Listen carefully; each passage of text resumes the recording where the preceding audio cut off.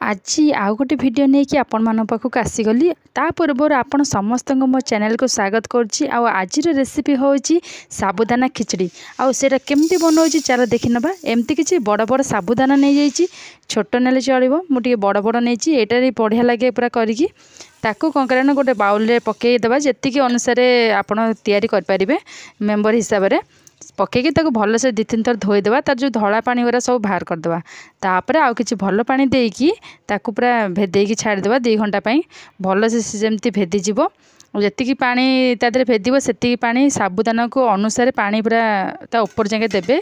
आ 2 घंटा तो कभर कर छाड़देवे सी ए भेदु था। भितर आम कौन करें गोटे आलू तादे पकेबी ताकू कौन करें भल से सिझेदेवी आलू सिझेकी रेडी करदेवी। तापर कौन करें ना ताप आउ कौन कौन सब दरकार देखूँ किसी साबुदाना देखो बढ़िया से पूरा पानी तादे पूरा टाणी नहीं आ बढ़िया से पूरा बतुरी जाइए किसी तेल पकईदेली आउ कि बादाम को भाजिकी रखी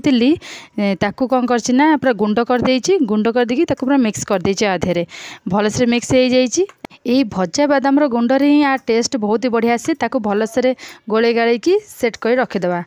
आधे किसी पियाज रसुण पकेबिनी पूरा साधारे करी खाली अदा बिलाती दे करी उपमा तो जमती नॉर्मली हुए सेमती करेंगे सुजी उपमा जमती सेमती आराम से बढ़िया से हो समस्ते भी करेंगे। यहाँ खाली कौन ना मुझे किसी पियाज रसुण पकेबिनी नॉर्मली जमती अदारे हुए सेमती करी अदा जस्ट टिके तेल करी तो ता पूर्व मुझे कौन करना किसी चिना बादाम नहीं जाइए भल से भाजी देती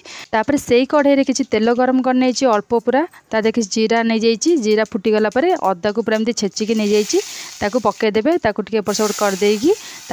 बिलाती गोटे नहीं बड़ बिलाती पूरा काटी चुन चुन करके पकईकी तादे स्वाद अनुसार लुण हल्दी गुंड आउ कि कटा लंका पकई पारे ना अल्प किसी लंका गुंड पकईदेवे एमती पकई कौन करना अल्प टिके साइड्रे पानी देकी पूरा बिलातीटा जमी सीझ से भाया सीझापी छाड़देवे अलग किसी मसला गुंड किसी दरकार नहीं आराम से यही मसलार एत सुंदर आउ टेस्टी पूरा खिचड़ीटा बनिकी रेडी हो बढ़िया टेस्ट लगे। एवं देखो बढ़िया से बिलाती कषे हो गलानी तापर आलू जो रखी पकईकी टिके भल से गोले गाड़ी देवे ये मसला सहित आलूटा को भल से टिके भाजी नेबे एमती मसलाटा आलू भितर पशिज सीझा आलूटा टिके सीझा न लगे किस समय पर जाइए जो साबुदाना रखिंट ताकू आधे पकईकी भल से पूरा गोले देवे आपर झुरा झुरा हो बढ़िया से हम एमती थोड़े ट्राए कर खातु बिना पियाज रसुण आराम से करके जिते से खाईपारे जो मैंने पियाज रसुण न खाऊँ भी से बहुत बढ़िया रेसिपी आपण मैंने निश्चय ट्राए करूँ खातु बढ़िया लगे। आ जो मैंने उपवास कर साधारणतः साबु पणा कर पियंती जदि भी पणा करने को इच्छा होनी पणा कर पीवाई तो एमती खिचड़ी बनैकी खाईपारे आ बहुत ही बढ़िया रही कि प्याज रसुण तो पड़ोनी आराम से उपवास भी आराम से एमती करके खाईपारे पेट आराम से फुल हम ठंडा बढ़िया लगे। आ लास्ट को रहा कि बादाम जो भाजी रखी आधे पकईकी भल से मिक्स करदेली एबे तो साबुदाना खिचड़ी पूरा रेडी आउ वेट न करी जल्दी जल्दी गर्मा गर्म खाइबा आ तार मजा नवा। सकाल सकाल साबुदाना खिचड़ी को पूरा मस्त लगे खाली सेमती खाई